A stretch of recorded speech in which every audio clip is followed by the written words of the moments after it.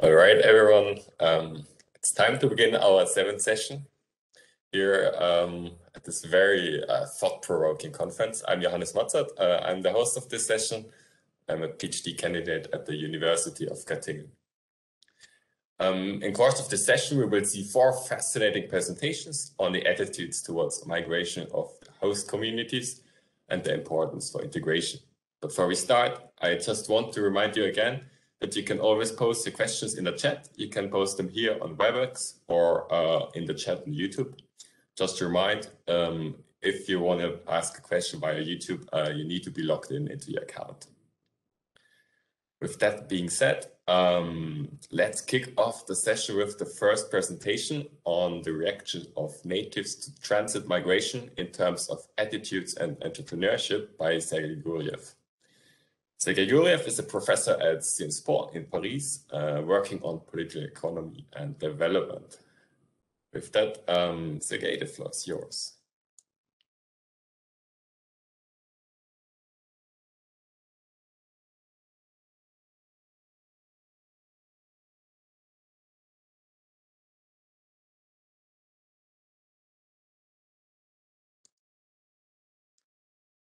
I think we cannot hear you. Can you hear me now? Yes, yes. How much time would I have? You have 20 to 25 minutes for your presentation. Okay, that's good. Great. Thank you very much, Johannes. Indeed, that's a great conference, and I'm very honored to speak here. This is going to be a presentation of a joint paper with Nicholas Eisenman, who is now in São Paulo School of Economics, and Cevdet Aksoy, who is a principal economist at the BRD, but also a visiting professor at King's College London. This is a paper indeed on the attitudes of natives and how they're affected by transit migration. So this is going to be a paper about the Syrian refugee crisis in Europe. As you may know, we had a very important, unprecedented increase in asylum seekers in 2015-16. The Syrian conflict started before, but it was 2015 and 16 when the number of Syrian refugees, as well as refugees from other conflict-affected countries, really increased in Europe and increased substantially. And this will be this increase in 2015 that we are going to look at. And our paper is about the impact of this influx of refugees on countries in transit. So in principle, as you saw in this conference and generally in literature, we know a lot about the impact of mass migration on destination countries, also on sending countries, but this is one of the few papers which looks at transit countries. And of course, during the Syrian refugee crisis, a lot of countries in Europe were affected by the mass transit migration from Syria through Turkey, through Greece, and eventually to Germany and somewhat Italy. So just to visualize this picture, this is a journey that about 1 million refugees have taken through Middle East, Turkey, Greece, towards various cities in Germany. You see that my slides, are being changed, right? So you see the map now. Good. So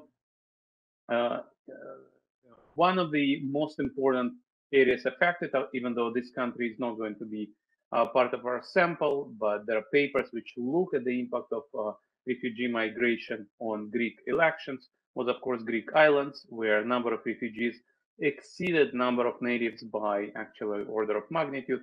And this is where people were talking about the lack of trust in law and order. For those of you who don't read the Greek alphabet, here is a quote from mayor of island of Lesbos, who writes in an open letter to the open letter to the Greek government. It says that we have a lot of irregular migrants and refugees, and we lose confidence in social order and in rule of law. So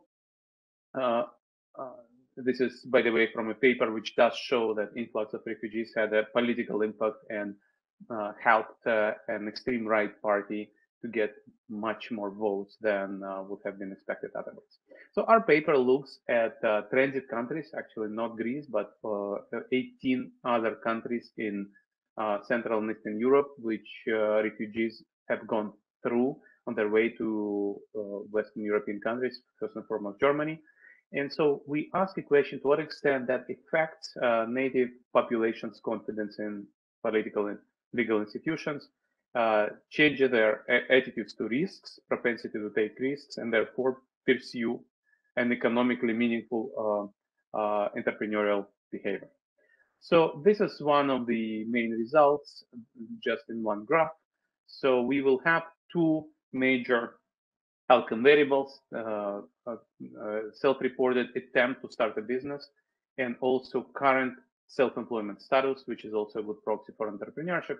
And here you can see the difference in control and treated communities. So for us, the unit of observation will be locality, primary settling unit, a district in a city or a village or a small town.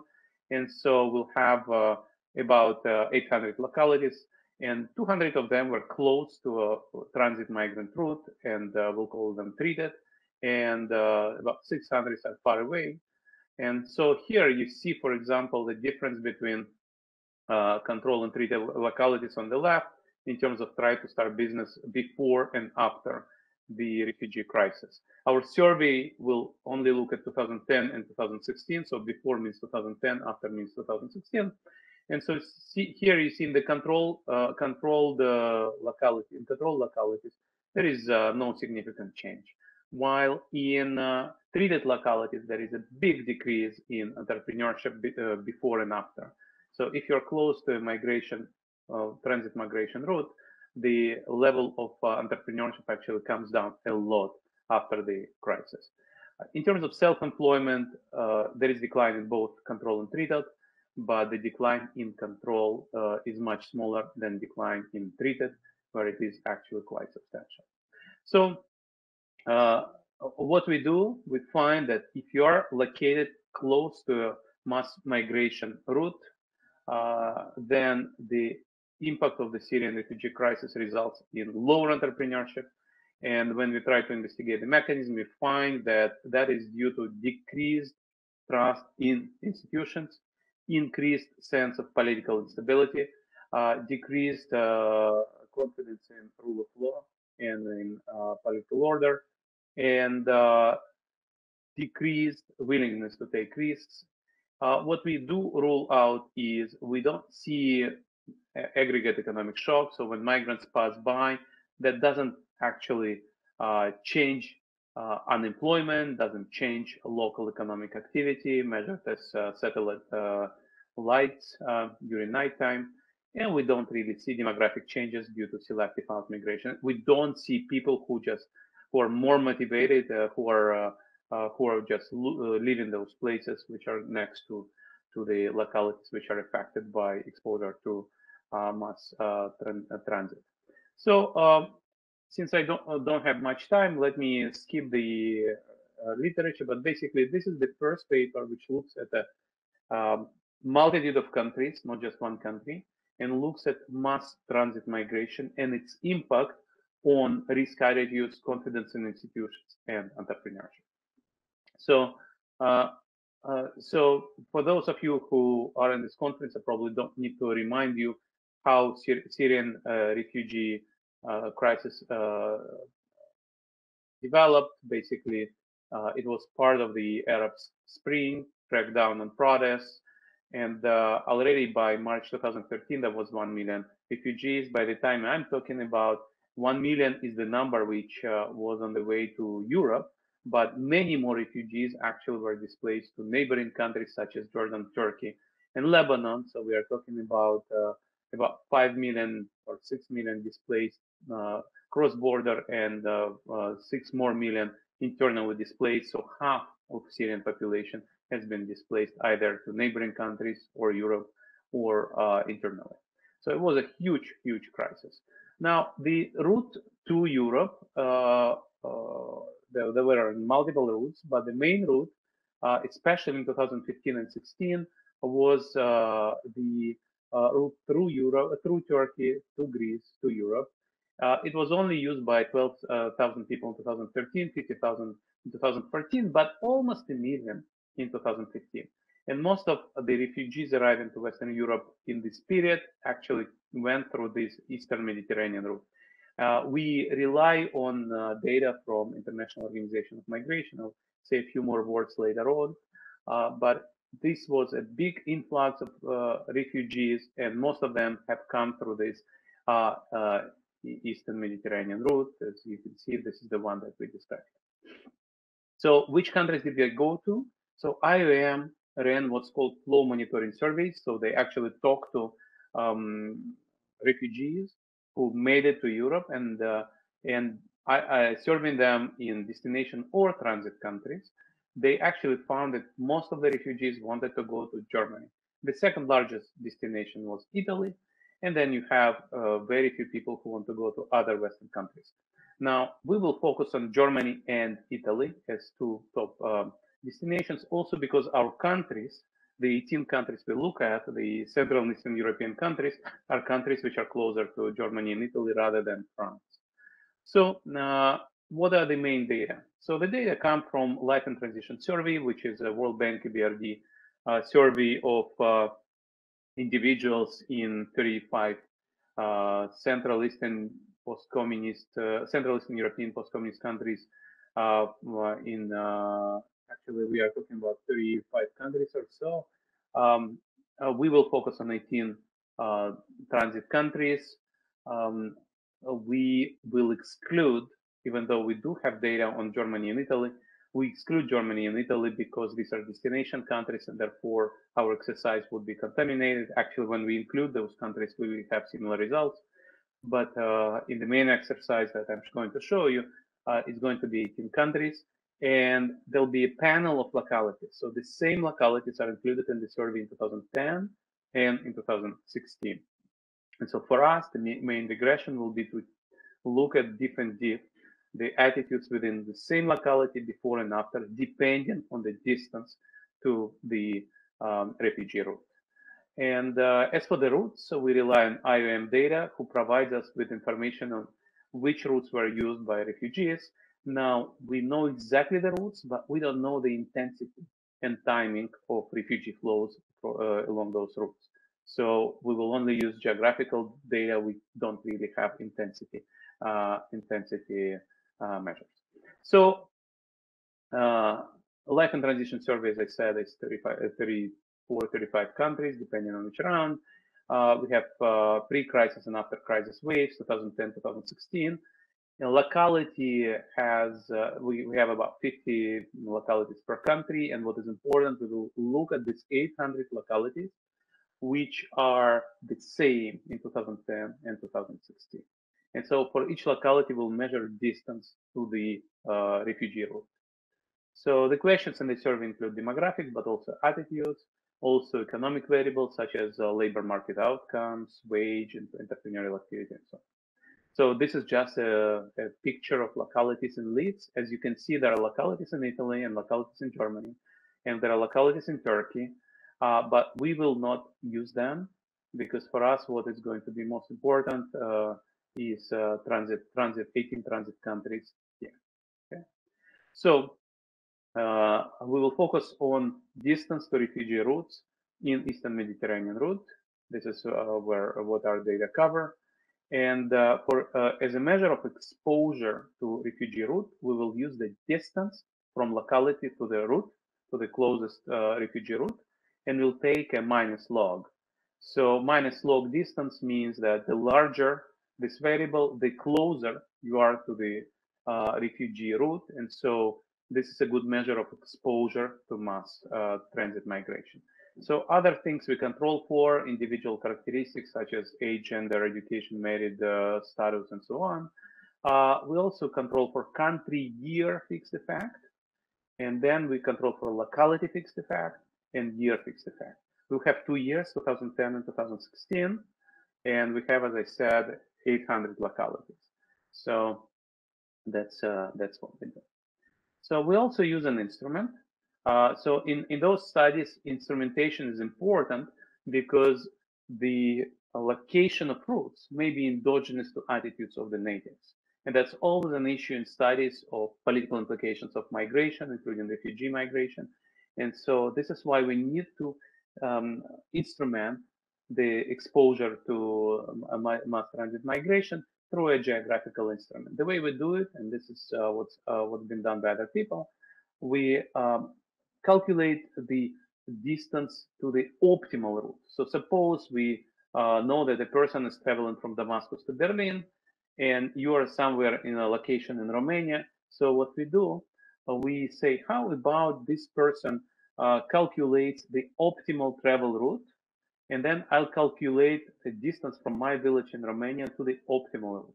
And then I use this distance to the optimal route as an instrument to the actual distance to the route. So this is a common measure of common optimal geographic instrument. So suppose you are in this Romanian town.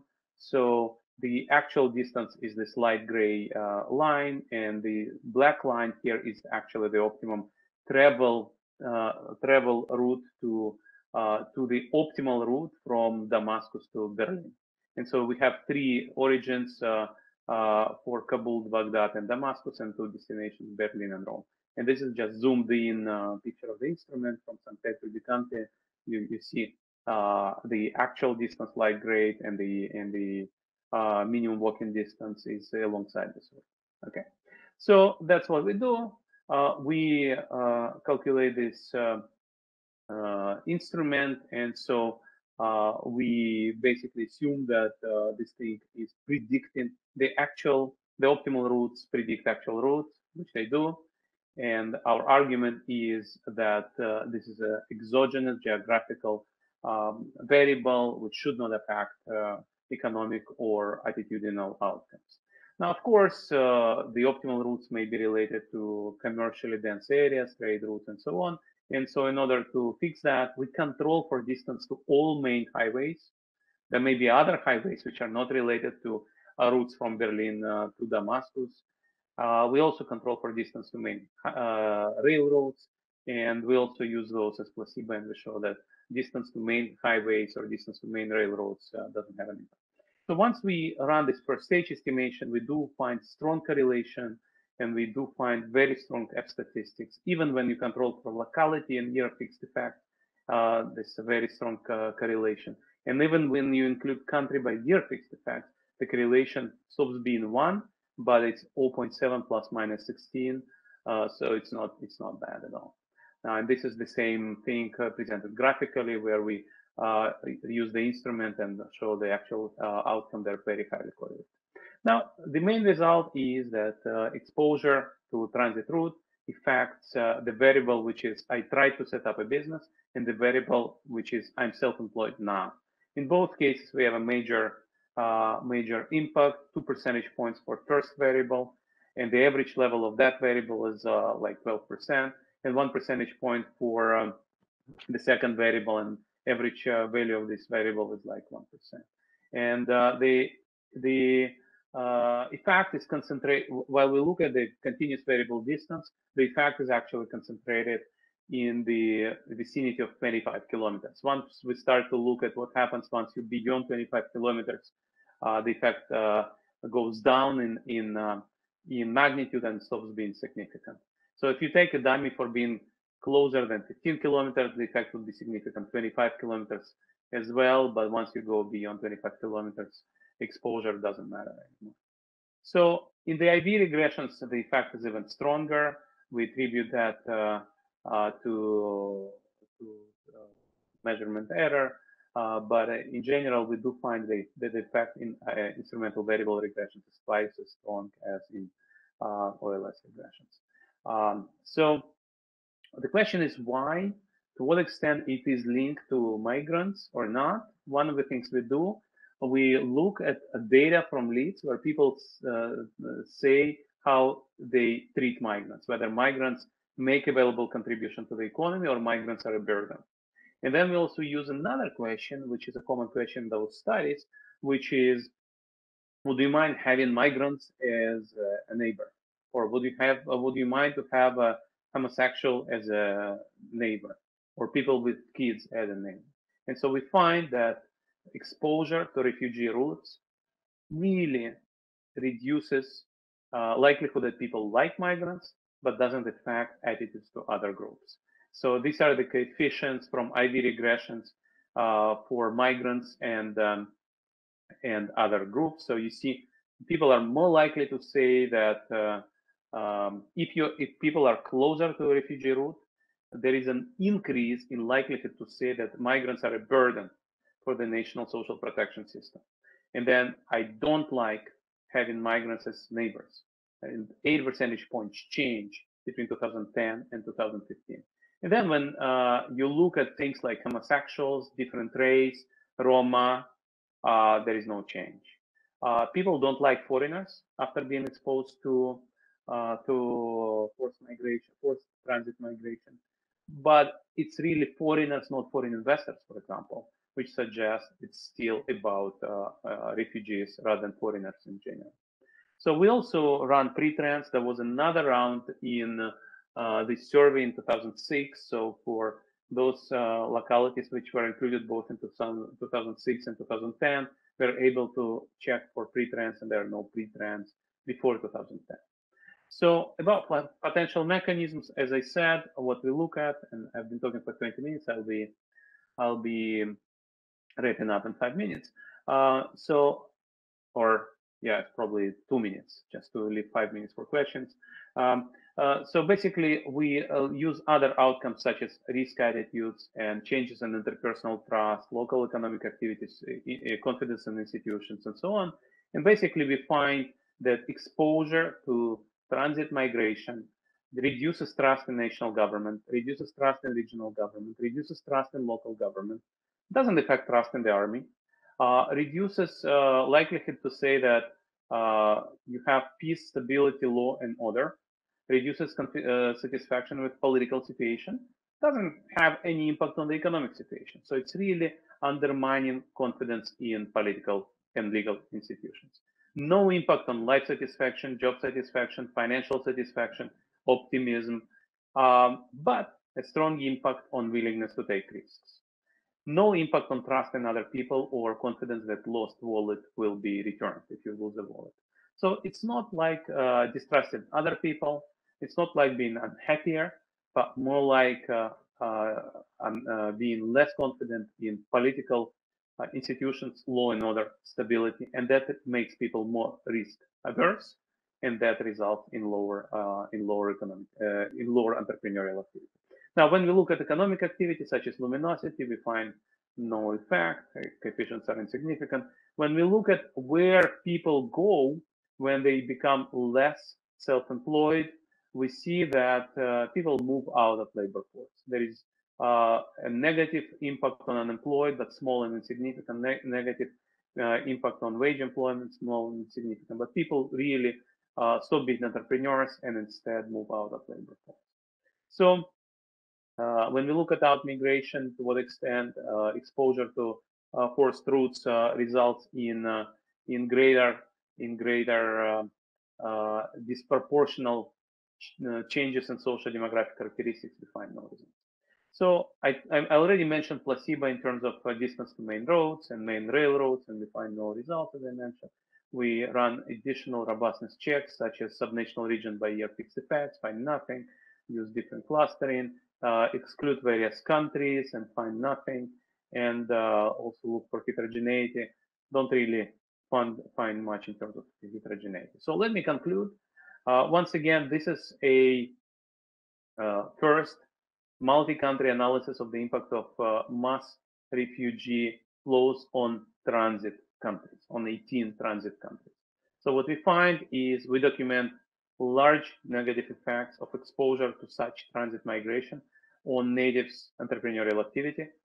Once we try to understand the mechanism, we find the evidence that people are less likely to like migrants, less likely to believe that political institutions work well, reduced confidence in stability and law and order, are less likely to take risks, and that all paints a very consistent picture where what we find suggests that this was a very badly managed refugee crisis, which did create a lot of dissatisfaction in political and legal institutions, which in turn reduce entrepreneurial activity by the locals. So we roll out alternative explanations, which I already mentioned. And in that sense, let me stop here, and we still have 3 minutes for questions. Thanks.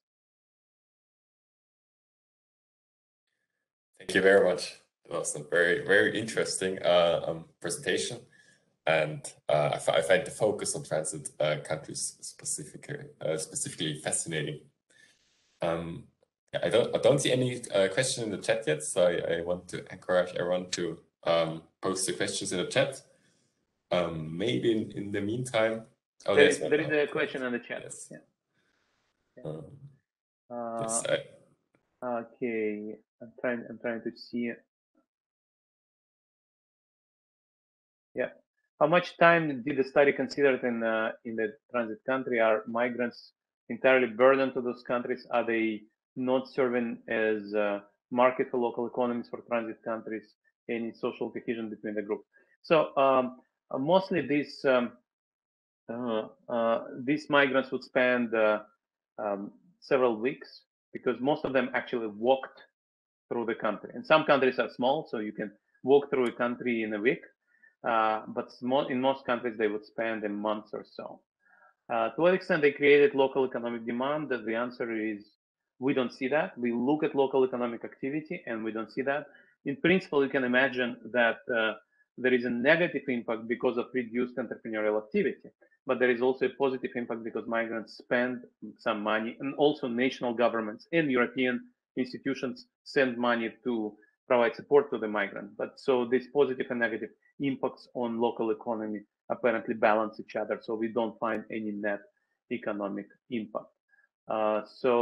And this is exactly the difference. The question is, are they serving for looking at the local economy as a market in transit countries?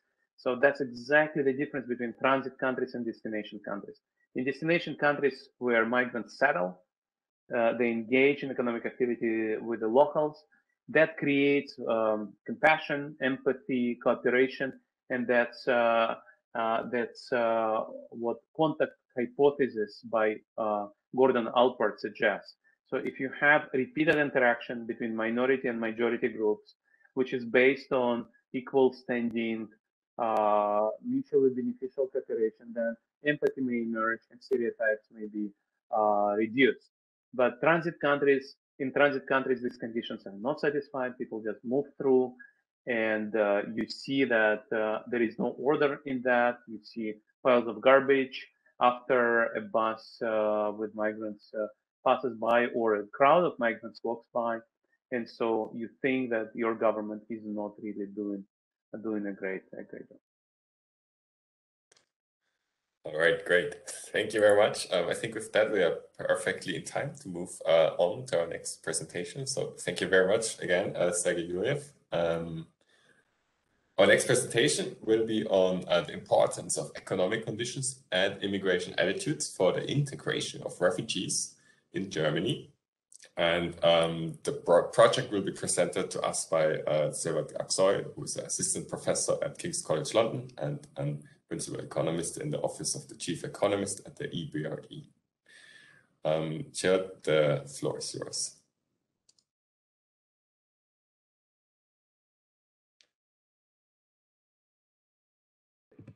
You can hear me now, right? Yes. Okay, perfect. Let me start my timer. Okay, perfect. Hi everyone. First of all, many thanks to organizers for accepting our paper in the program. So this paper is about how initial conditions at the time of arrival shape multidimensional integration of refugees. And to be able to answer this question, what we do, we use basically data from Germany and also variation generated by the German settlement policy. And this is what this paper is about. So as Sergei showed in his presentation, we know that number of refugees in Europe, particularly in Germany, has increased drastically over the last few years, especially right after 2013. But the one issue is that refugees typically arrive in a host country with worse language skills and also less locally applicable human capital than economic migrants. We know that economic migrants are positively self-selected with respect to education as well as language skills, but that's not the case for refugees. Refugees, as we know, tend to go to the countries there's no war, and then they can the countries that can process their asylum applications. So, but in the long term, this has implications for their integration because they are more likely to start at significantly lower levels of wages and employability. And at the same time, initial conditions at the time of arrival matter for successful integration.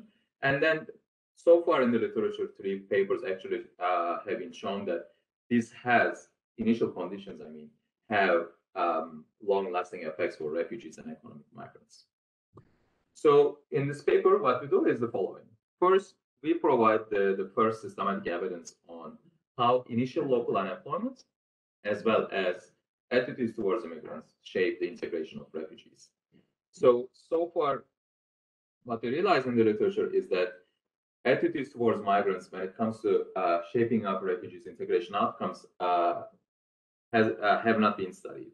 So that's something we bring in this paper, and then we show that actually economic attitudes towards immigrants are as important as economic conditions when it comes to shaping up refugees' integration process. We focus on refugees who arrived in Germany between 2013 and 2016 and surveyed in SOEF survey of refugees, which is the largest representative survey of refugees in Europe.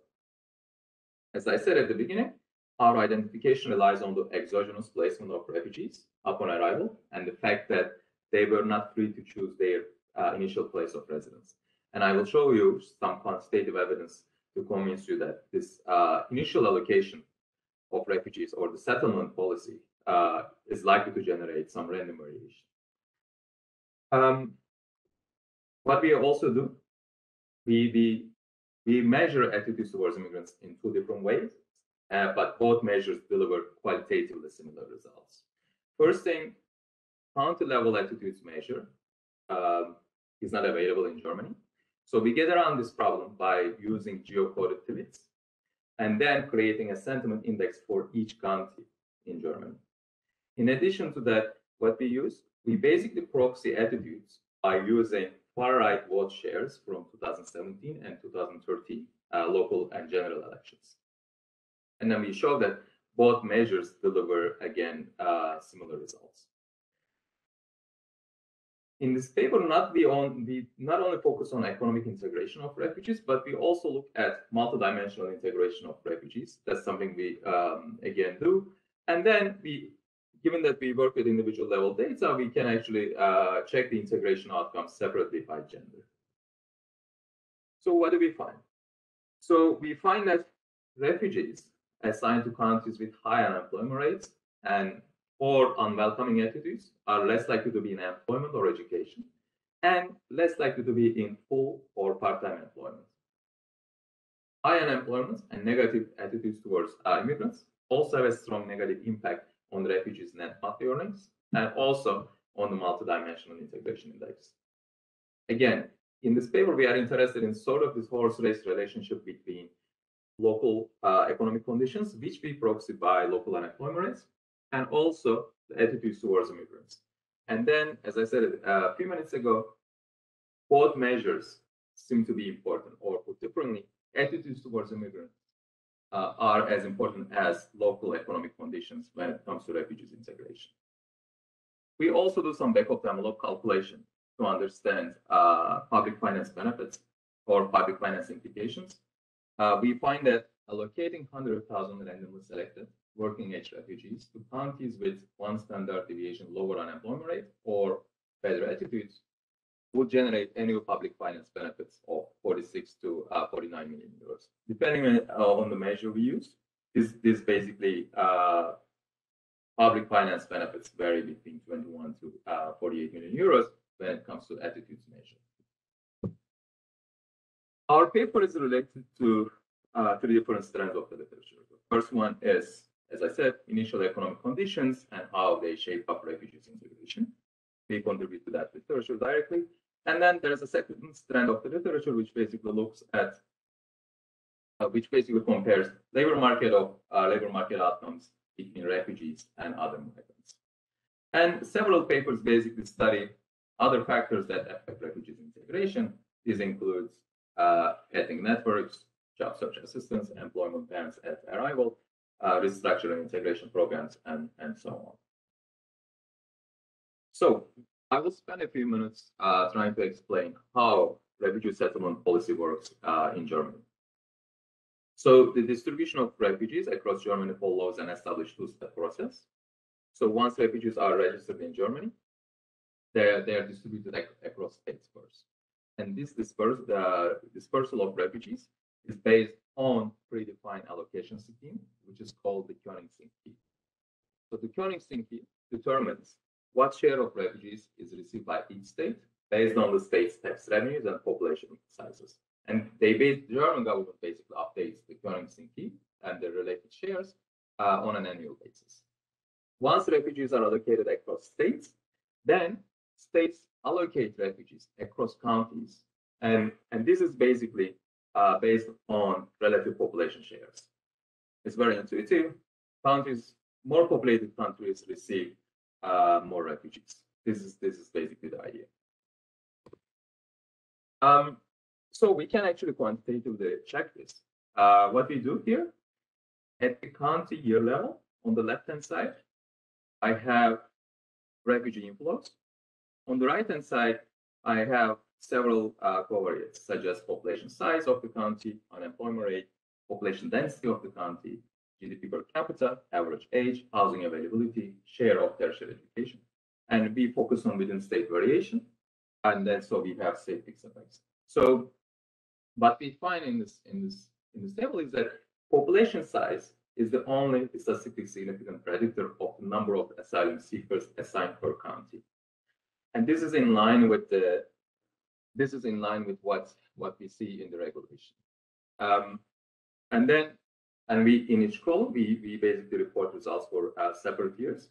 But when we pull these years and then also include year mix effects, we find similar results that population size is the only covariate that consistently matter for refugees dispersal.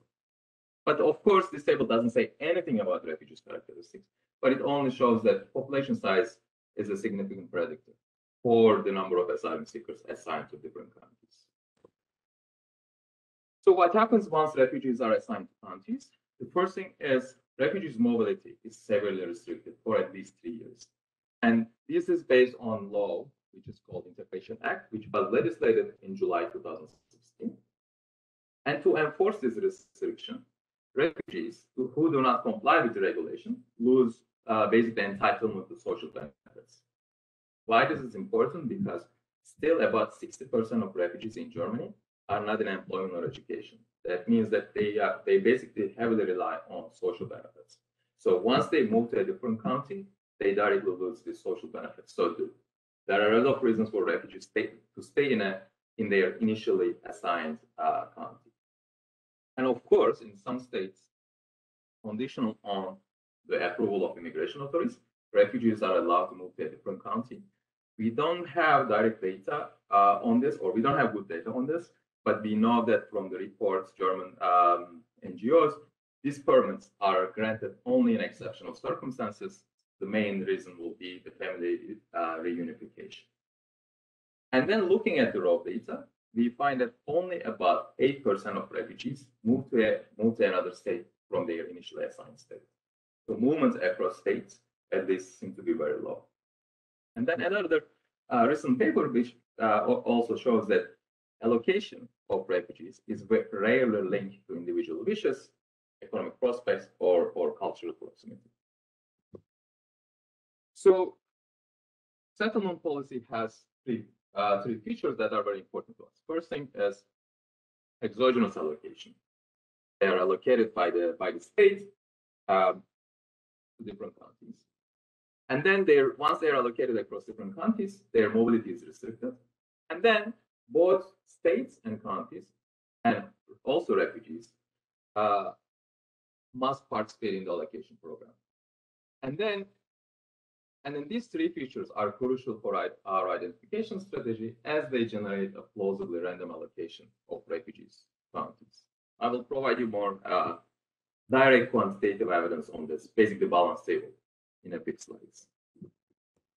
So our data set, we use data from, as I said, SWAP, which basically provides a representative survey of refugees who arrived in Germany after 2013. And we focus on economically active individuals aged 18 to 49. Our results get actually even stronger when we look at the working age population 18 to 64. We have four main outcome variables. Dummy variable for being in employment or education. Dummy variable for being in full-time or part-time employment. We use as another outcome variable monthly net wages. And then we basically construct a multidimensional integration index based on Harder et al.'s Proceedings of National Academy of Sciences paper, which got published in 2018. So, as I said, county-level attitudes towards immigrants measure is not available in Germany. We basically use Twitter data, geolocated or geocoded Twitter data in Germany in 2014 to construct our novel county-level attitudes measure. What we do, we first identify geolocated tweets that includes words and hashtags related to migrants and migration. And then we basically keep tweets that are in German and or English. And then using these tweets, what we do, we conduct sentiment analysis and we build two alternative measures, negative sentiment index and polarity index, both of which actually deliver similar results. This basically shows us the geolocation of tweets in Germany. Overall, we identify more than 150,000 tweets that we can actually use for our analysis. These maps is to show distribution of county-level treatment variables. Again, in main tables, we focus on local unemployment rate and negative sentiment index, both measured in 2014. And we also use far-right vote shares from 2017 and also 2013 local and general elections. So let's look at refugees' main activity in Germany. I think that the key thing is here, about 60% of refugees are not in employment or training or in education. And this figure basically goes down to only 56% after 5 years, after spending 5 years in Germany. When we look at by gender, panel A shows the stats for males, and the panel B shows the stats for females. Inactivity there is even higher for women, which is about 76%, and then for men, it is about 50%. So again, even after 5 years, most refugees, working age refugees or economically active refugees, stay inactive in Germany. So let's look at our identification strategy. So again, our identification strategy exploits the German refugee settlement policy as a quasi-natural experiment. On the left-hand side, we have the outcomes I just mentioned. On the right-hand side, we have two treatment variables that are measured in 2014 at the county level. These are unemployment rate and local attitudes towards immigrants. And again, we are interested in this horse-race relationship between the two to understand which dimension is more important. We control for several individual covariates. We have here fixed effects. And then given that our treatment variables are measured at the county level, we can't control for count, we can't include count fixed effects, but what we can do, we can go one level higher, and then we can include not to sub-region fixed effects. We cluster standard errors at the county level. We also correct for spatial correlation following common, And then we also report bootstrap standard errors at the state level, and then our results actually remain significant. You may also worry that initial unemployment rate and the negative sentiment index may co-move. The correlation may be too high between the two. We check for this. It is pretty low. It's 0.38. And then the raw correlation between initial unemployment rate and the far right watch share is even lower. It is about 0.19. So this is our balance table basically.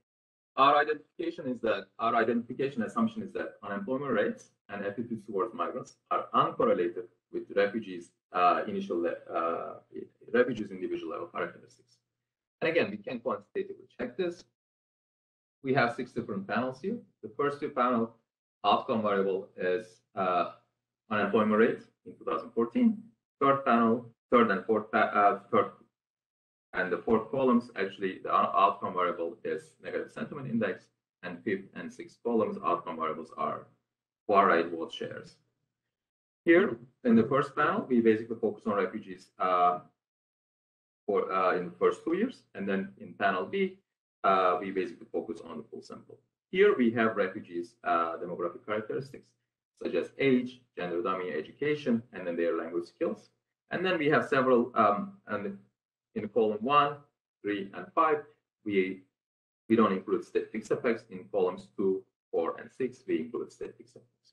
And what we see here is that indeed low unemployment rates and attitudes towards migrants are uncorrelated with refugees' individual level characteristics, which suggests that there's little political, for example, this table suggests that actually there's little political influence going on, in the sense that maybe some states may send some educated refugees to different type of counties. So this doesn't seem to be the case according to this table. So if you believe in our identification assumption, I can also show you the main results. So here we basically, throughout the paper, we always report standardized coefficients, so that we can actually compare the point estimates on our 2 different variables, local unemployment rate and negative sentiment index. What we find is that intuitively, higher unemployment rate and negative sentiment index has both of them actually has negative impact on refugees integration. And when it comes to magnitudes, the magnitudes are actually fairly similar. In this table, we basically unbundle the effects on multidimensional integration index, which we report in column here. Once we unbundle the multidimensional integration index, we find that the effects are driven by economic integration and also social integration. We can also check our robustness of our results using far right vote share instead of Twitter measure, which has its own advantages but also disadvantages. Our results again are qualitatively similar when we use far right vote share in 2007. Of course, this could be an endogenous measure because we used the measure in 2017. But we also show that there's little correlation, as I showed you in the balance table. There's almost no correlation between refugees' individual characteristics and far right vote share in 2017. The effects are basically mainly driven by the male sample when we look at by gender. When we look at the fiscal implication of our results, as I said, this could basically generate better allocation scheme could generate at a minimum an annual gain of about 50 million euros to the public sector. We do a lot of robustness checks. We also use election results from the 2013 elections. We find qualitatively similar results. We run the Oster's omitted variable bias test. It doesn't seem like our results are driven by some omitted variables. We also include sub-region by year fixed effects. Our results remain similar. We conduct multiple hypothesis tests because we have 4 different outcomes. Our results remain similar, again, significant. We also check robustness to alternative legs of unemployment rate at county level.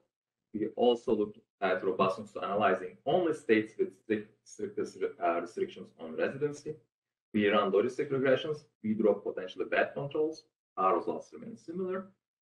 We also look at alternative age. As I said, age is age 18 to 64. Our results get even stronger actually.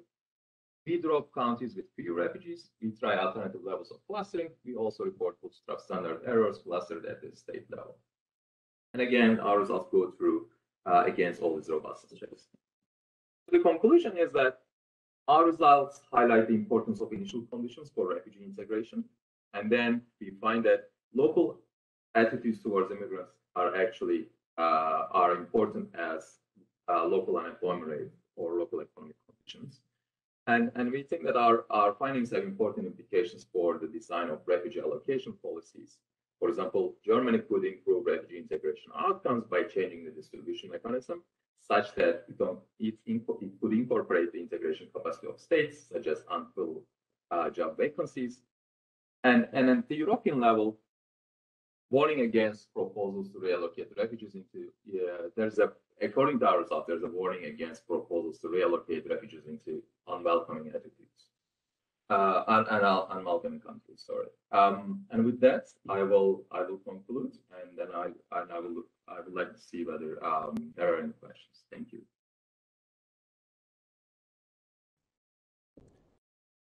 Thank you very much for this interesting talk on the big question of refugee integration. There are two comments in the chat. The one was asked during your presentation, and Sean Hong wondered to which extent a Twitter-based measure is representative, especially in the context of Germany. So that is a fair question, and that's a good point. So that's why we basically check the robustness of our results using alternative measures, which is basically the vote shares for right-wing parties in 2013 and 2017, and the results are qualitatively similar. And of course, Twitter data has its advantages because it gives us, and it is at the county level we can identify tweets, the geolocation of tweets. But its disadvantage is that there's self-selection into tweeting, but not only that, but there's also self-selection into activating the geolocation feature of Twitter. But when we use the alternative measure, our results are similar. And Thomas has a question as well.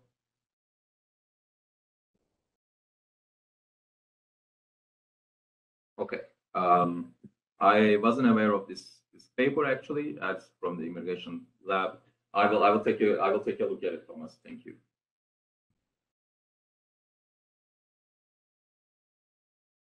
Yes, so maybe just in relation to that comment, yeah. So would you advise to adapt basically the refugee allocation mechanism then in Germany to take attitudes and economic conditions into account, or do you expect they're more like?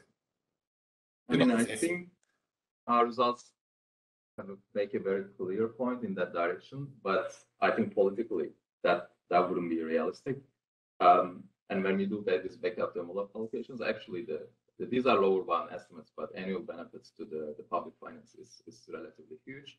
But again, I think politically that's not very likely to happen.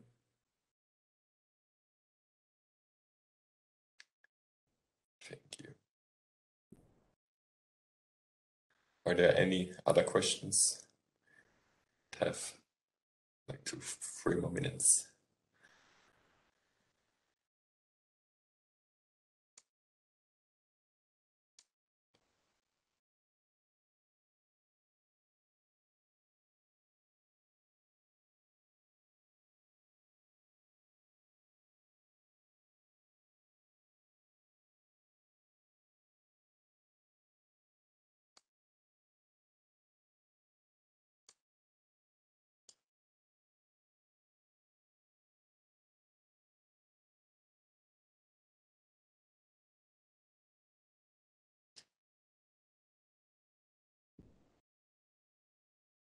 I think Let's move to the. Yes, if not, I think I would suggest to move on. So thank you very much for this very insightful and interesting presentation.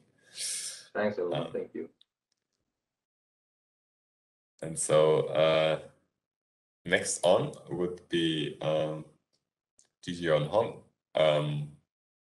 presenting on, again, a presentation on refugee attitudes and specifically whether the experience of war in the past affects a host community's attitude, reaction to refugee inflows in the setting of South Korea. And Ji-Yeon Hong is an assistant professor at the Hong Kong University of Science and Technology. So the floor is yours. Thank you. Can you hear me well? And then, am I showing my slide well? Okay. All right. Let me just make it a full screen. Good.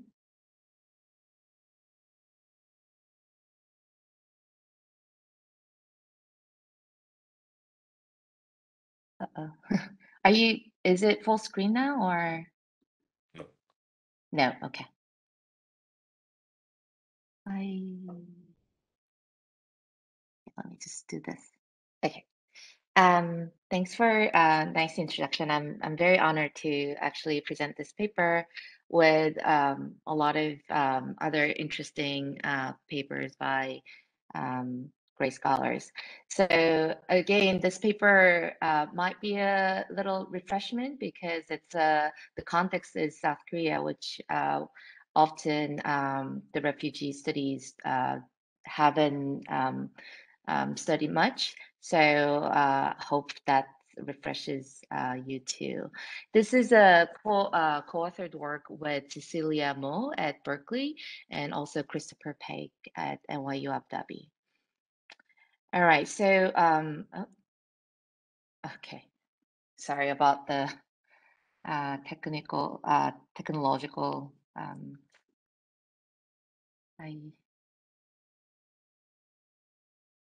can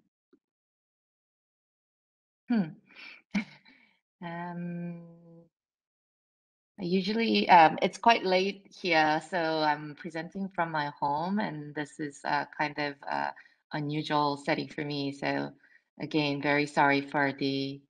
But can you see the slides well? Then okay. I don't have to reemphasize that to this group of people, but refugee crisis has been a global issue, and it's increasingly difficult and very hard to fix. But as all the presentations for the past few days and today have shown, the burden has been carried by a few advanced economy, especially Germany or Turkey. Very few countries have been taking a lot of burden. So, and then the other countries, although they are sort of economically advanced and have very good institutions and human rights perception, many countries have been kind of set back and didn't engage much in the refugee crisis. And obviously, South Korea is one of those countries. And alarming pattern we have been seeing in South Korea, but to some extent also in Japan and China as well, is that although they have accepted very, very few refugees, the anti-refugee sentiment is also very large there. So our research question we have in this project is what kind of strategies can reduce those anti-refugee sentiment in the context where in the countries where they haven't accepted many refugees actually or asylum seekers. And in the context of Korea, about 70 years ago, about 2 to 3 generations before, it had a very large civil war, which killed millions of people, the Korean War. So whether you or your family had a past experience of war, does it affect your openness to the refugees today? So that's the overall research question. We're not the first one, of course, maybe on Korean context, yes, but there are other scholars have studied similar research questions. So I think the closest one is by Dinas and Fuka, which was published at Journal of Politics recently. They asked similar question in the context of Greece. So they found people have family members who had a war experience have more sympathetic or empathetic attitude toward the refugees today. And also another paper by Dida et al. They did perspective taking exercise. So they asked people to think about the asylum seekers situation, and if you were in the situation, what do you think is the most difficult thing you will face, etc. So those kind of perspective taking exercise, does that make people more sympathetic to refugees? On the other hand, some other scholars argue that giving accurate information about refugees and refugee taking might help people have reduce their threat concept and be more acceptant about refugees. In the context of South Korea, as I briefly mentioned, it has been overall very detached from refugee crisis, global refugee crisis. But in 2018, there was a event which I'm going to describe a little more in detail soon. There was an event that aroused a lot of salience of this issue in South Korea. And another context is that as I mentioned before, the country had experienced a massive civil war about 7 decades ago, and a lot of and then that event had been sort of one of the dominant factor in the politics of South Korea ever since. So the tension, the war itself hasn't been practically ended, so it's still in armistice status, and the North Korean threat is always there. So those political circumstances of Korea have always reminded people of war and then the Korean War experience. So some historians describe that the Korean War never ended and pretty much is ongoing in people's mind in Korea. And so, but the war experience itself might be a little different from individual to individual. So some families may have their ancestors dead because of North Korean attack or killings by the South Korean government. And what the specific war experience that we are focusing on in this paper is the kind of forced displacement by North Korean regime, those people who had to move to South Korea because of the persecution by the communist regime at the time. So these are many of landlords, families, or Christian families. Those were basically persecuted massively in the northern part of the territory, and then they had to move to South Korea, southern part of the territory during the just before or during the Korean War, and they were never be able to go back to their hometown. In Korean, they are called 실향민, which literally means who lost their hometown. So these are one of the groups that we are trying to look at in this experimental in this survey experiment study. Okay, so the overall refugee acceptance in South Korea is quite recent, and also very, very, in terms of number, it's very few. So there were about 40,000 applicants, asylum seekers, and only 2% of them, so about 830 people, have been accepted as refugee for the past 3 decades.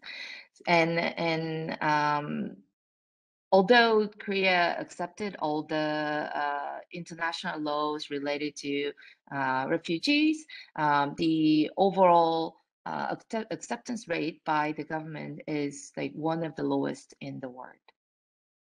And then what happened in 2018 was there were about 500 Yemenis refugees who were in Malaysia at the time, using the visa waiver policy, which as the sort of window, and then they flew to a small tourist island in Korea called Jeju Island. And then this alerted the citizens and the government a lot. So the government revoked the visa waiver to Yemeni citizens right away. But still, these 500 Yemenis who arrived in Jeju Island were a huge political, were in huge political debate at the time. Very quickly, there were a series of protests or demonstrations by people who are against the refugees, accepting the refugee in Korea. And then they were also countered by a much smaller size but pro-refugee protest. And there is a petition site for, like, very similar to the White House petition site for the presidential office, to the presidential office.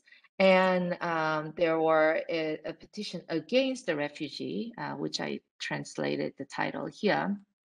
And then this has been, this petition was supported by 700,000 people, South Korean citizens, and then this was among the most supported petition in the history of this petition website.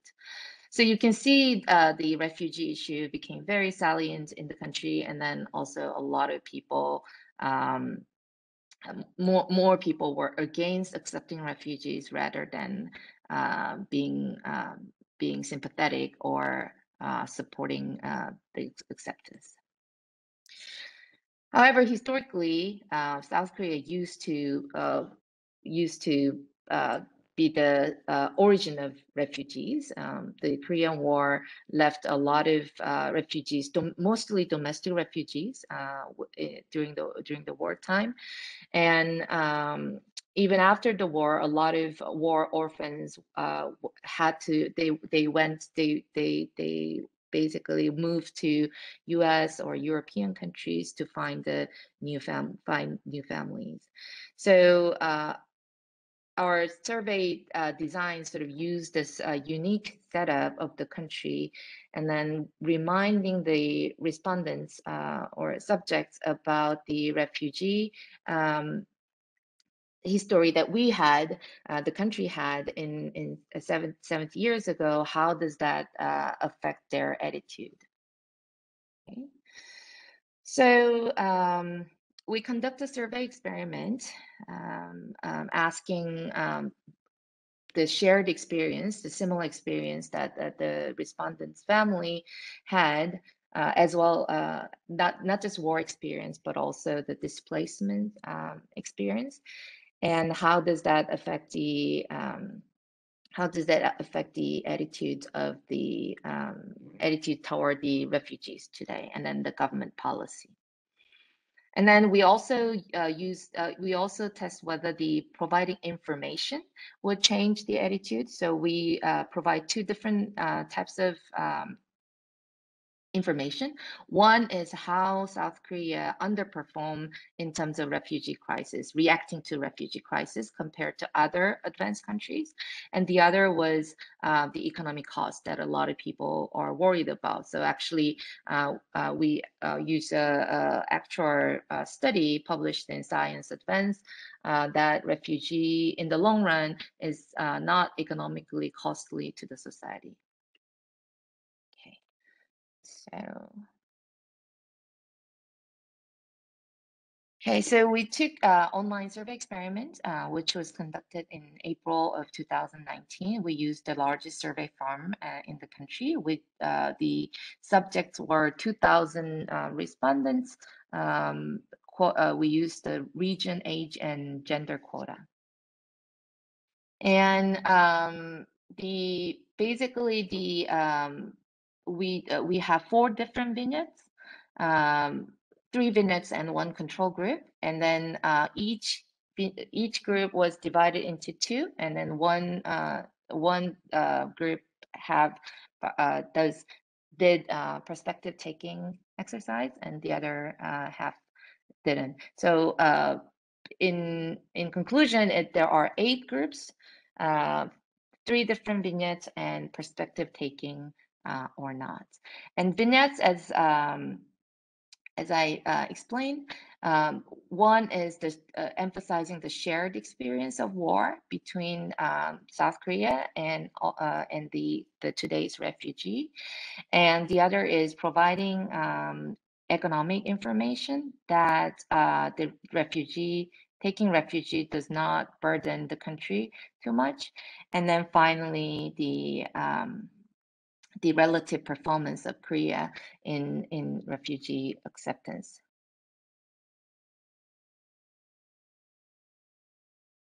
So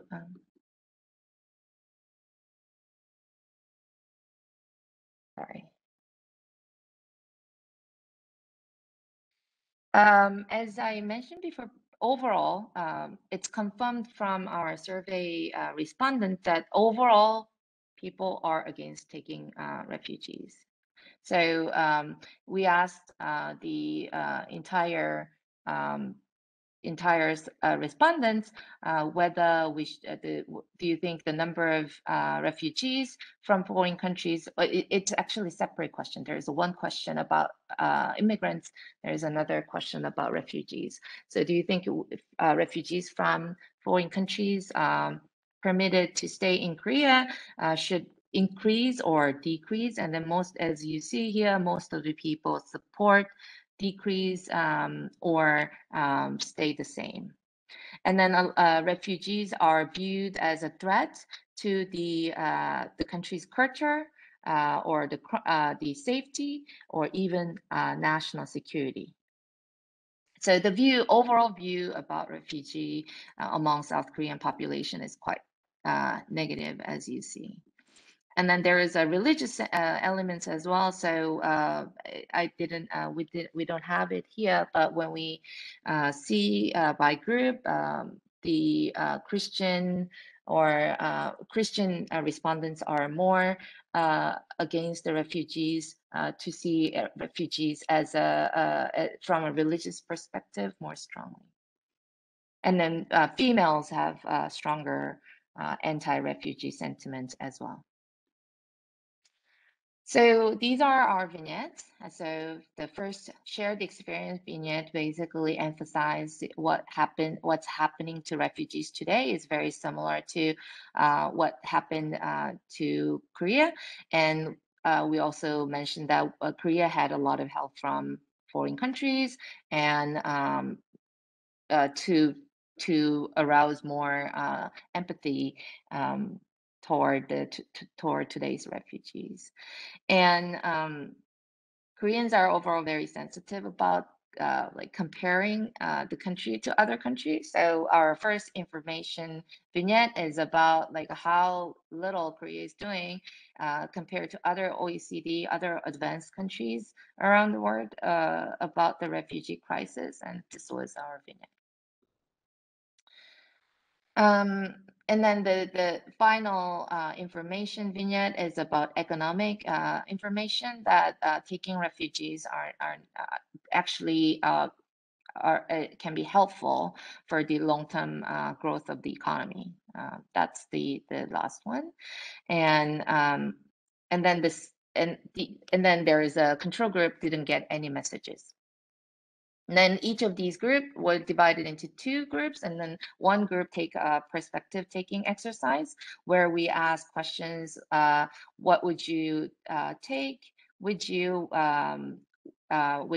if you have to leave the country as a refugee, and then where would you like to go or and stay, and then what do you think will be your biggest challenge if you become a refugee leaving the country.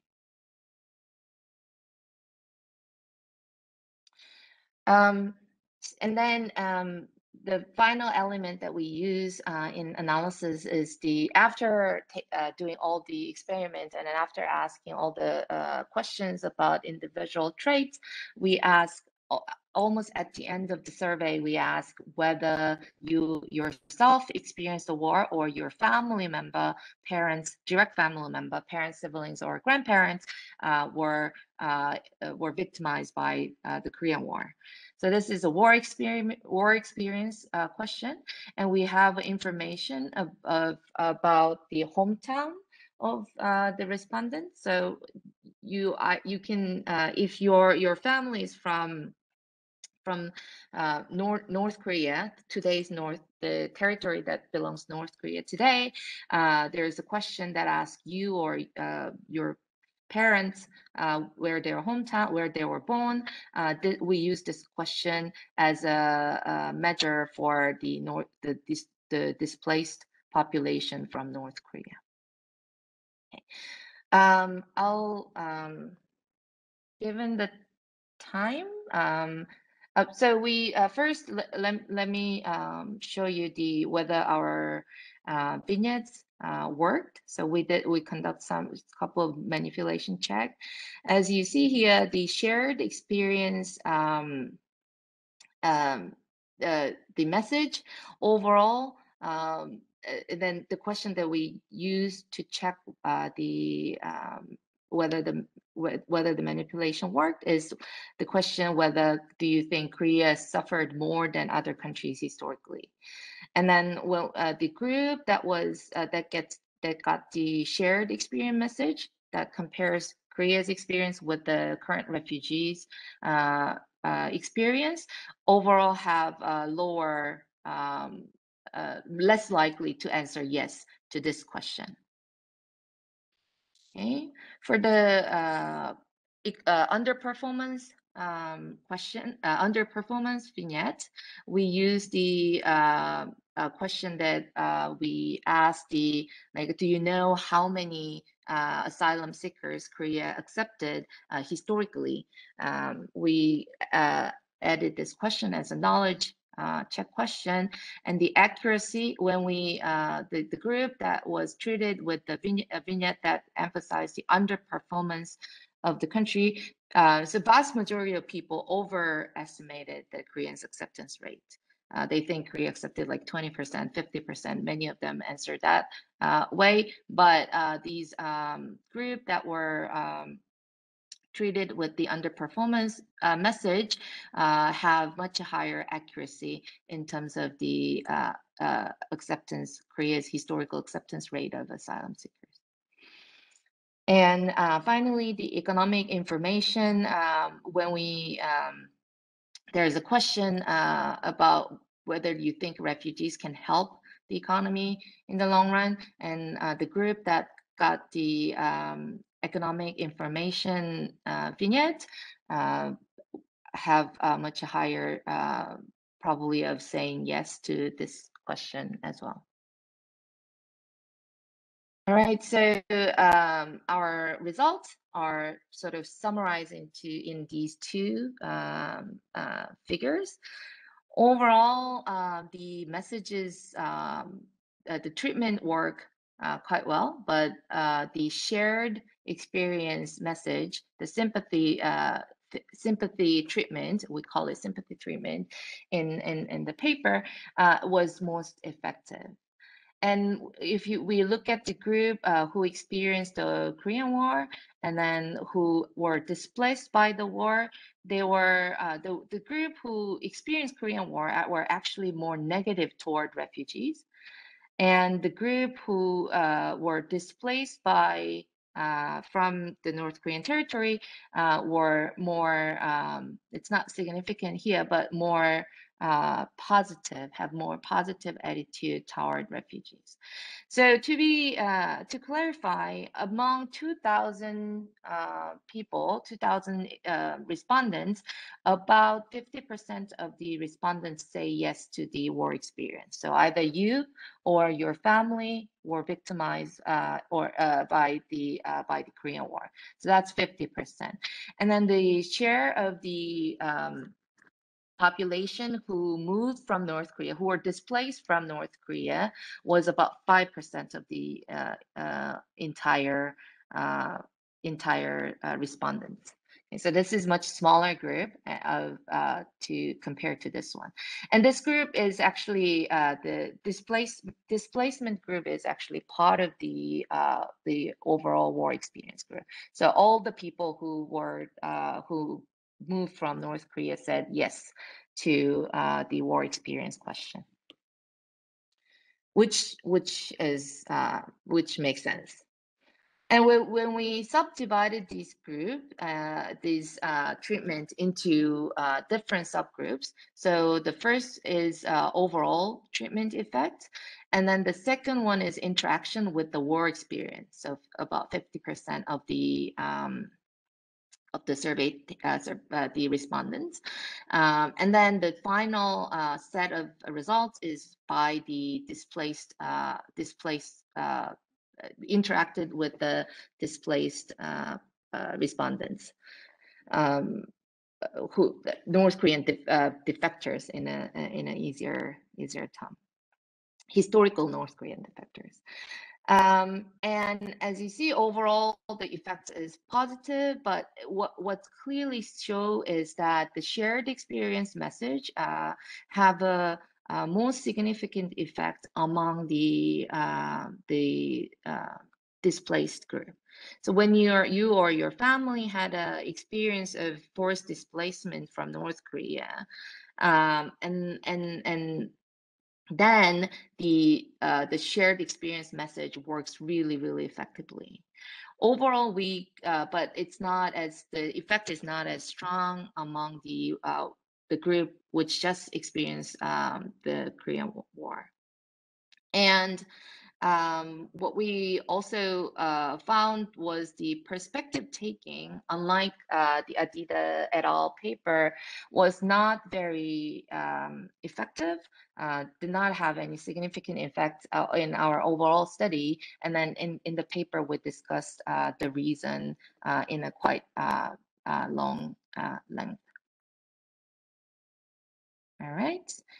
So, and then we delve into some of the causal mechanisms that can possibly explain the result, which for the sake of time, I'll skip. So in conclusion, we find that South Koreans are in general against the refugees settling down in the country, and then the baseline acceptance of baseline levels of refugee acceptance among those people who indicated their family had a war experience is even lower than the general population who doesn't have any link to the war experience. However, we found the types of war experience matters. So when your war experience include forced displacement, we find they are overall much more open-minded to refugees or taking refugees during this global crisis. At the same time, they are more effectively affected by the sympathetic messages that link the refugees today to their own historical experience and family experience. Thank you so much. And I'm very sorry again about the technical glitch. Thank you very much for this very insightful perspective on refugee attitudes. Maybe in the meantime, so there's only a pointer in the chat, which you can relate it to another paper. Okay. Since there's no other question, maybe one from my side in the meantime. To which extent do you think the South Korean setting is special, or do you think like your findings would translate well to another setting like Africa or so, where a large share of the population has experience with past like war and displacement? I think that's a very good and important question. I think the specialty of South Korea is economically, at least, it's ready and then capable of helping a lot of refugees. But it's but the barrier has been the cultural issue, because a lot of crisis the refugee crisis is happening in countries far away from the country, and then it's culturally very different population. So what we have focused, that might be different context from Africa. So in this study, like what we focused on is how to make a sort of link, like sympathy link or empathy link between the Korean population and then the current refugees today, as the sort of based on human rights, based on general universal rights, etc. But other war experience contexts, I think that's definitely applicable to other civil war torn countries. Yeah. Thanks for the question.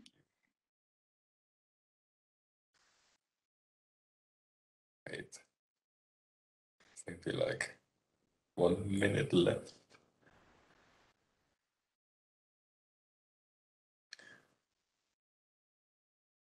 Let's see if another question pops up. Yes. Thanks for suggesting papers. I'll on the chat box, I'll take we'll definitely cite these papers. Yeah. Great, nice, perfect. Yes, then thank you again very much for your talk. I will then hand over to the next presentation, which is on aid, and especially how we can use aid to affect attitudes towards refugees in host communities in Uganda. And it will be presented to us by Olivia Werdemikael and Thomas Jin. Olivia is a PhD candidate at Harvard University, and Thomas is a research fellow at the Center for Global Development. Please go ahead.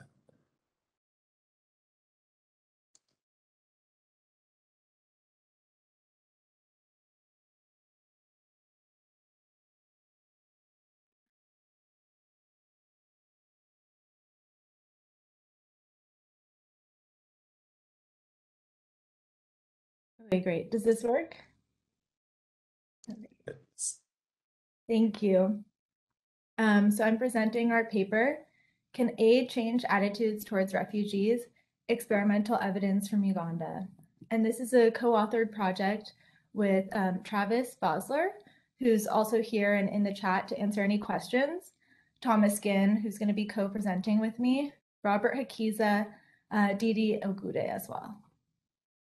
And so before starting off, I want to say thanks to everyone here, and thanks to those who funded our project, FCDO, the World Bank, UNHCR, and Innovations for Poverty Action, and also issued the disclaimer that this work doesn't necessarily represent their views. So our project is motivated by this idea that there are policies that can raise aggregate welfare, but might create winners and losers, so they might not be politically feasible to implement. And even if some of these gains could be redistributed to compensate the losers, that still might not persuade them to support such a policy. Giving refugees the right to work is an example of this problem. And the Global Compact on Refugees encapsulates this bargain, in which host governments and host communities grant refugees inclusive rights, such as allowing labor market access, and in return, they receive a portion of the aid to relieve part of the pressures of hosting. And even in the short term, receiving this aid and the long-term benefits of incorporating refugees into the labor market might still not be enough to persuade citizens who often hold anti-refugee or anti-immigrant attitudes to grant refugees these rights.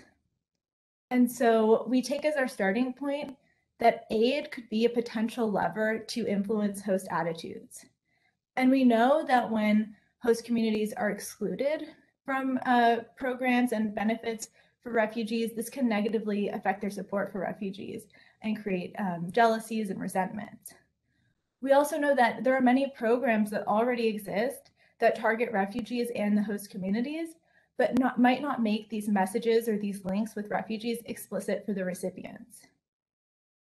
While we believe aid could be used to positively influence attitudes, it could also be the case that making this link more explicit might crowd out some of the altruistic motivations for hosting, or even backfire, as host citizens might see refugee hosting contingent on continued aid. So our project today asks the question, does connecting aid to hosts with refugee presence and hosting shift host community attitudes?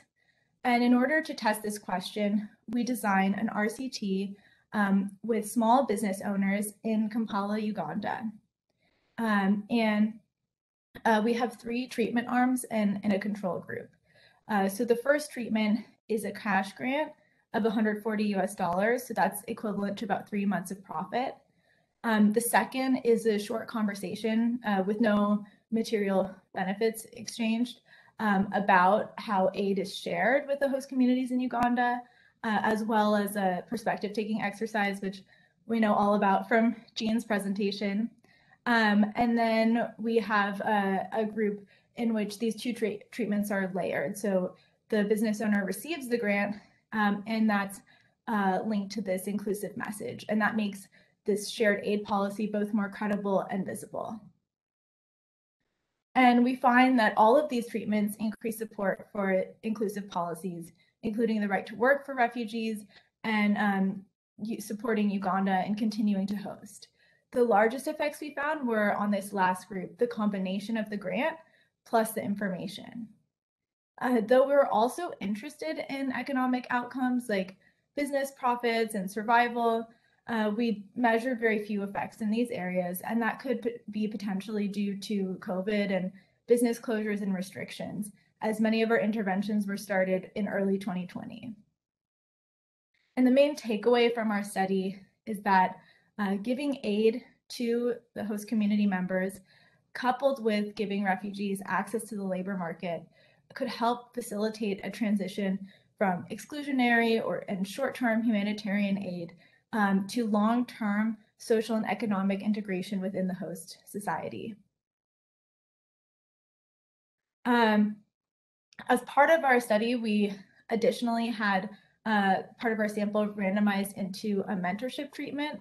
Well, I'm not going to spend too much time on this today. I just wanted to go through part of the study. So these were additional arms to test certain conditions of the contact hypothesis, whether contact with a refugee that was economically beneficial for a host community member could increase support for refugee inclusion. And so we followed the model of a study in Nairobi, Kenya, in which an experienced mentor is matched to a less experienced business owner in the same sector. And we assigned both refugees as mentors, taking advantage of this perception that refugees have expertise in certain sectors, as well as Ugandans as mentors. And all the mentees were our sample of Ugandan business owners. And in practice, this mentorship looked like weekly meetings in person where the 2 business owners would come together. But unfortunately, we had to suspend many of these interventions early on and resume later on over the phone a year later. Still, we found positive effects on support for inclusive policies, equivalent to some of our other groups, but lower than our main treatment, the cash and information. We also didn't measure effects on profit or other business outcomes from these interventions. As I said, today, we're not really going to go through this, but we have a more detailed description and results in the paper. So our study contributes to ongoing and active debates. The first literature we contribute to are these effects of economic aid programs on attitudes. And it pairs nicely with finding that Yang presented earlier in the conference that simply livelihoods programs that emphasize contact but without these explicit messages might not really change social cohesion. So in our study, we explicitly link aid with these inclusive messages. We also contribute to work on perspective taking, non-judgmental listening, and these other types of persuasion techniques to change people's attitudes towards migrants. And in addition to these techniques, we also add aid and material benefits. So now getting more into the details of our study, we choose the context of Uganda, which is the largest refugee hosting country in Africa, with 1.5 million refugees, mostly from Congo and South Sudan.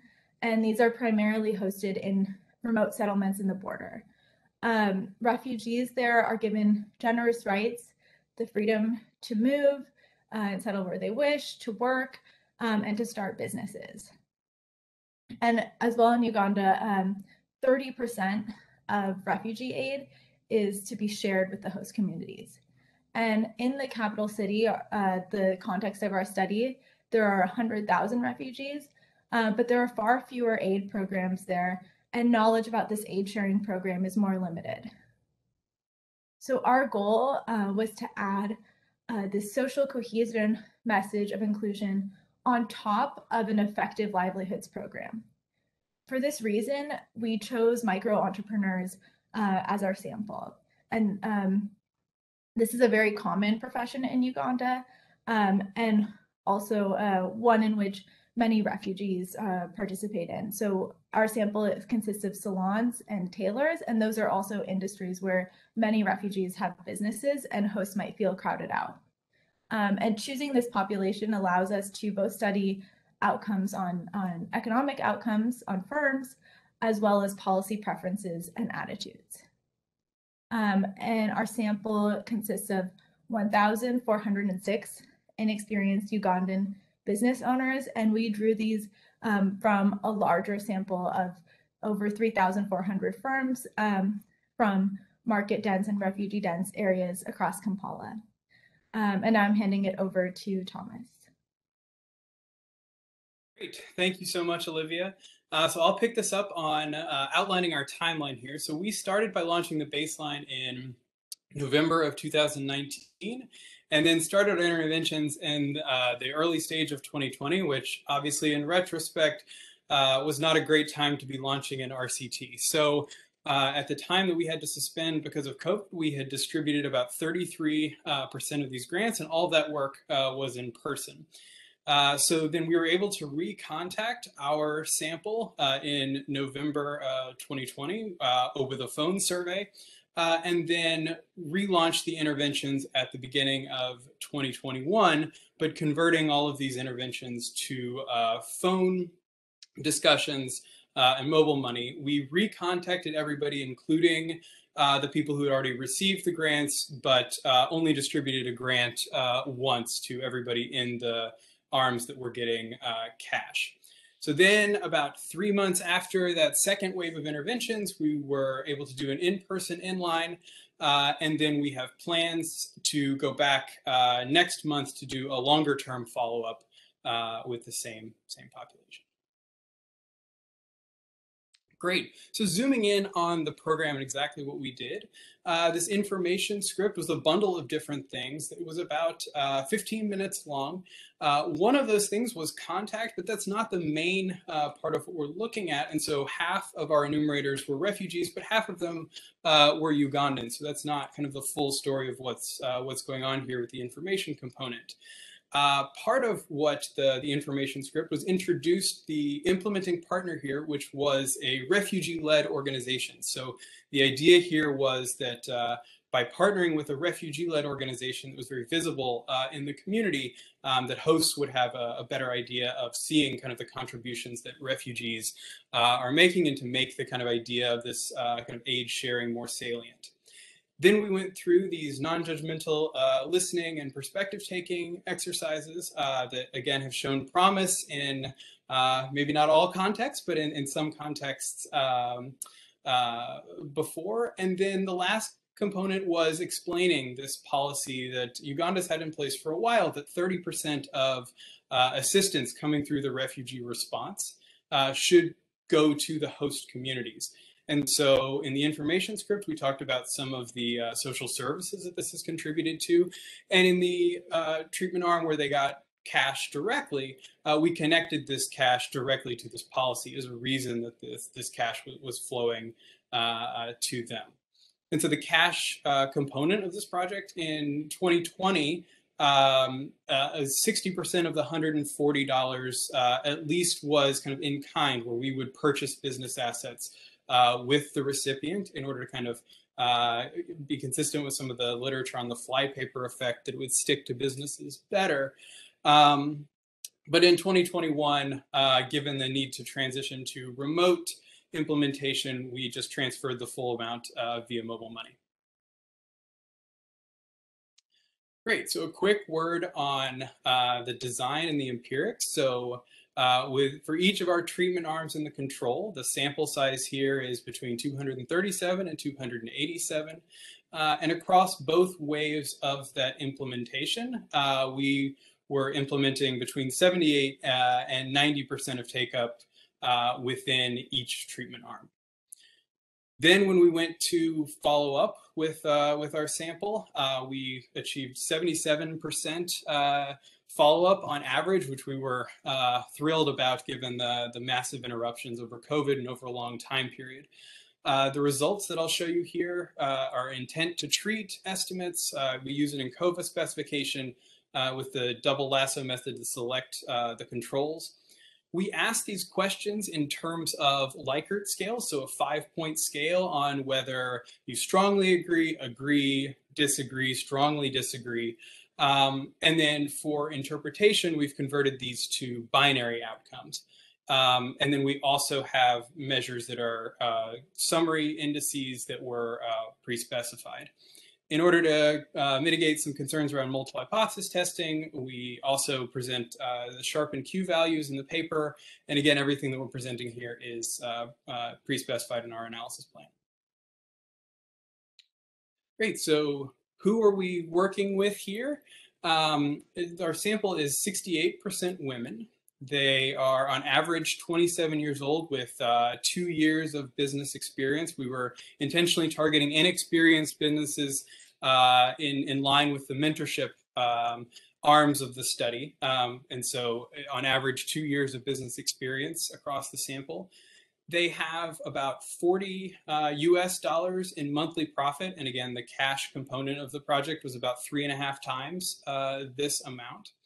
And so looking at baseline attitudes towards the main part that we're interested in, 18% are aware of this kind of aid sharing between from the refugee response. So 18% in this context. And so thinking about baseline attitudes here, when we ask a very broad question around general support, 72% report receptivity and agreement with that Uganda should host refugees. When we start asking about more specific policies like accepting more refugees, the right to work, and freedom of movement, this falls to between 50 and 60%, which may be higher than in other contexts, but still leaves a fair amount of room for attitudes to shift. Great, so looking into our main results here. So the overarching message here is that we did find increased support for inclusive refugee policies. So looking at those different components that I just mentioned, so support, hosting, right to work, freedom of movement, and accepting more refugees here. In the first row is our cash and information treatment. And the way to interpret the first 4 columns is, again, in terms of percentage points. These are Likert variables that we asked converted to binary outcomes. And so this is a 14.6 percentage point increase in the likelihood of reporting agreement with supporting hosting. Similarly, a 13 percentage point increase in the right to work. We don't see anything on freedom of movement. We do see increased acceptance of more refugees coming. And then we aggregate these into a policy preference index that is, again, interpreted in terms of standard deviations and see a substantial effect. In the next set, next to the cash group, this is our cash only group where we didn't make the kind of message explicit around the refugee component of where the assistance came from.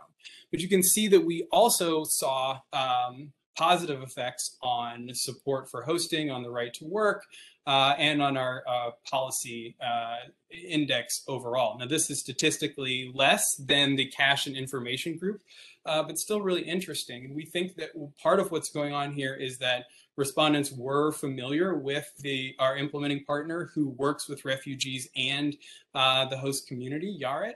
And so they were still aware that this cash came through the refugee response. And so that it's consistent with our mechanism, but less than the group that we made this fully explicit for.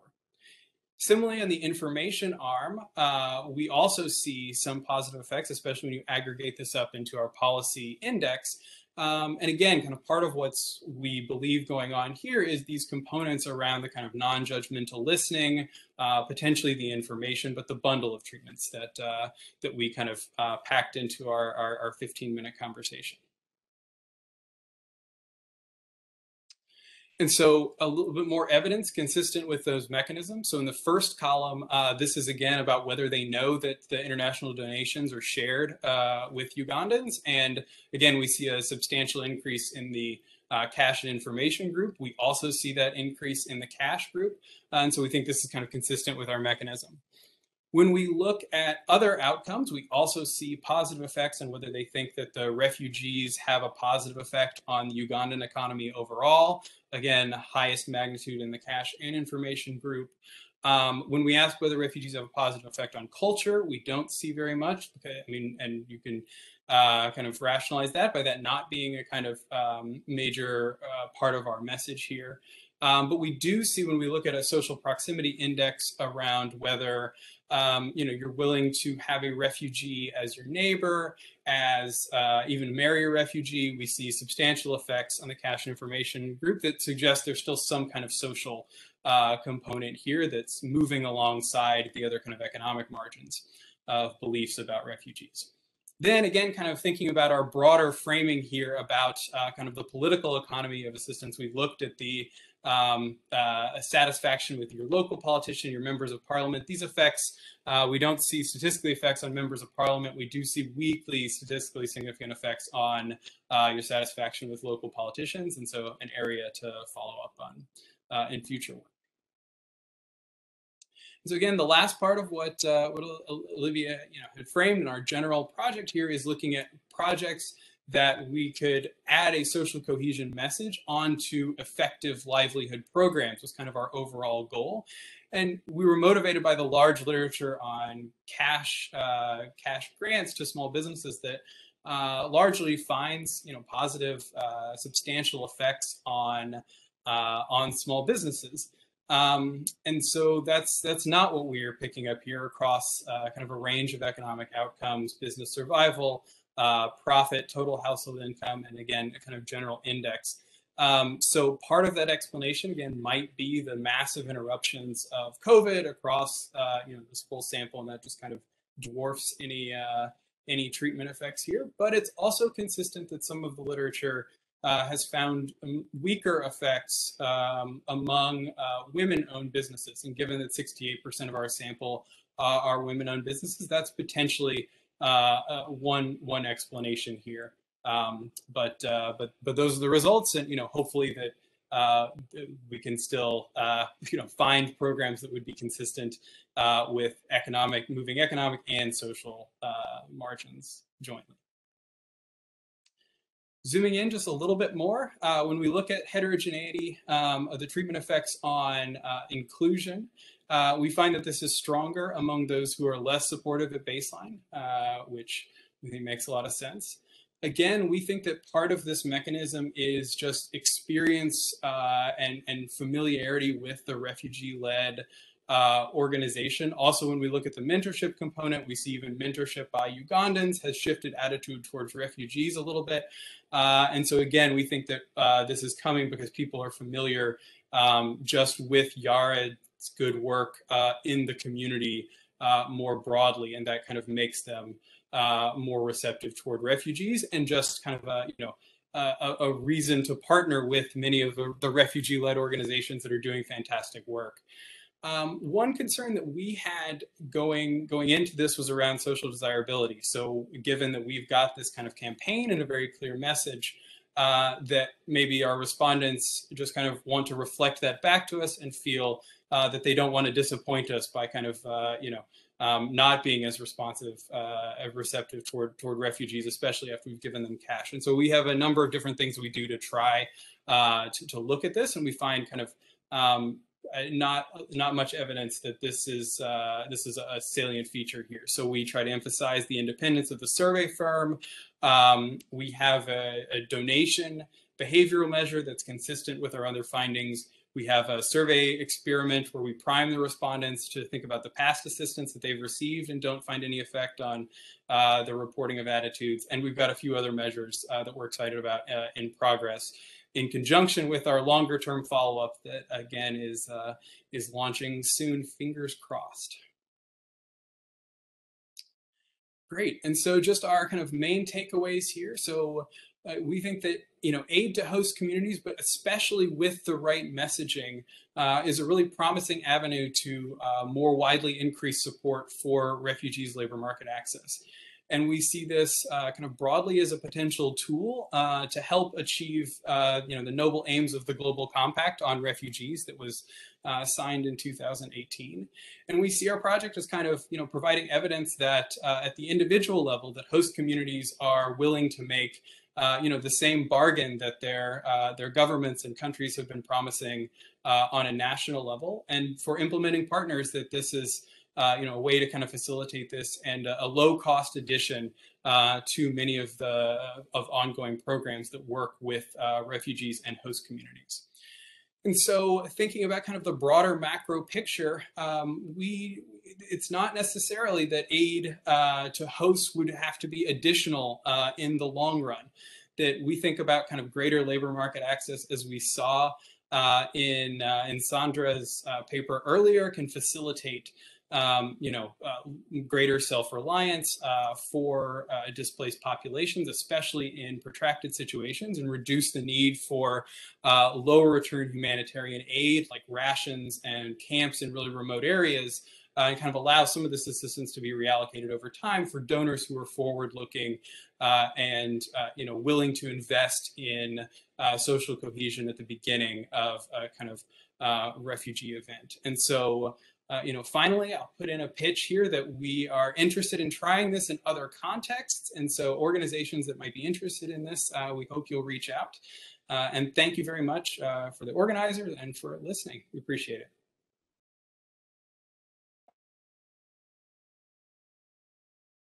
Thank you very much, Thomas and Olivia. Very interesting and great that you were able to pull this off during these difficult times, especially for field work. Yes, let's see if there's some questions popping up in the chat.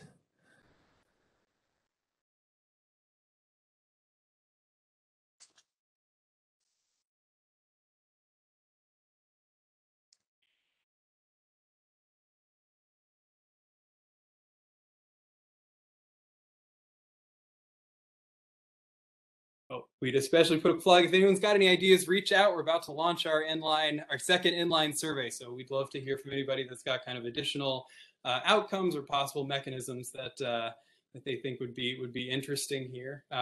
We're in the middle of designing that. So thanks again.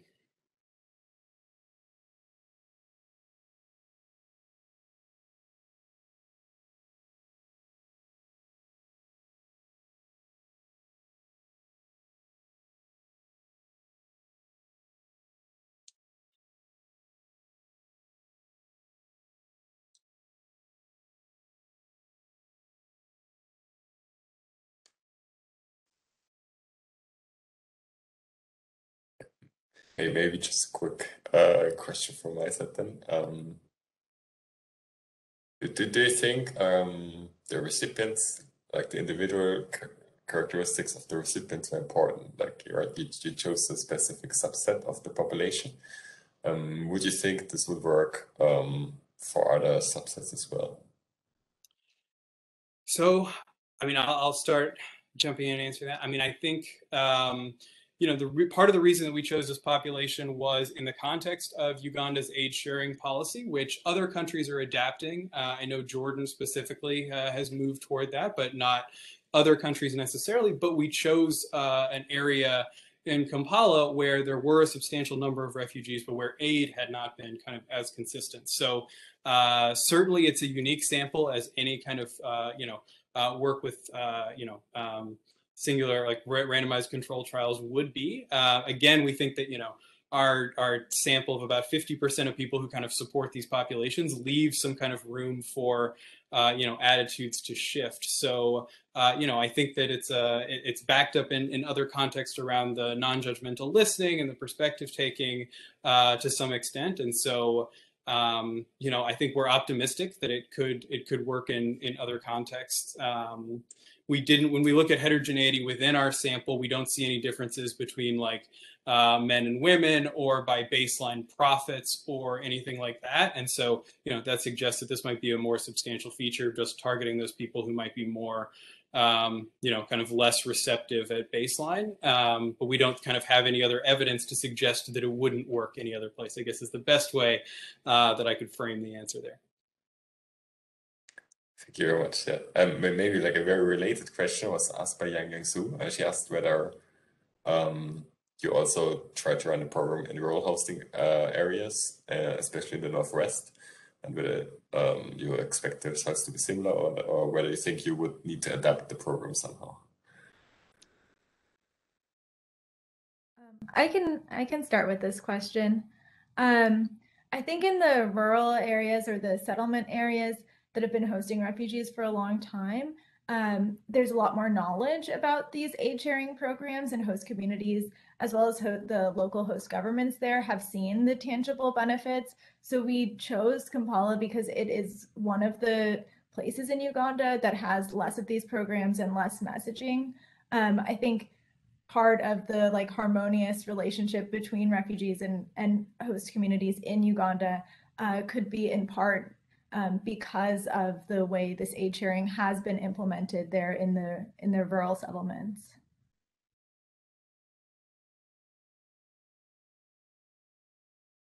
Thank you. Great. Perfect. I think we are right on time. Thank you very much again, Olivia and Thomas, and also thank you very much to all the other presenters, Sergey, Jivan, and Young. I think this was a very interesting session. We have a 15-minute break now where we can digest all the ideas and thoughts, and then we will move on to another keynote by Ana Maria Ibanez. So yeah, enjoy and have a nice rest of the day. Thank you very much. Thank you very much. Thank you all.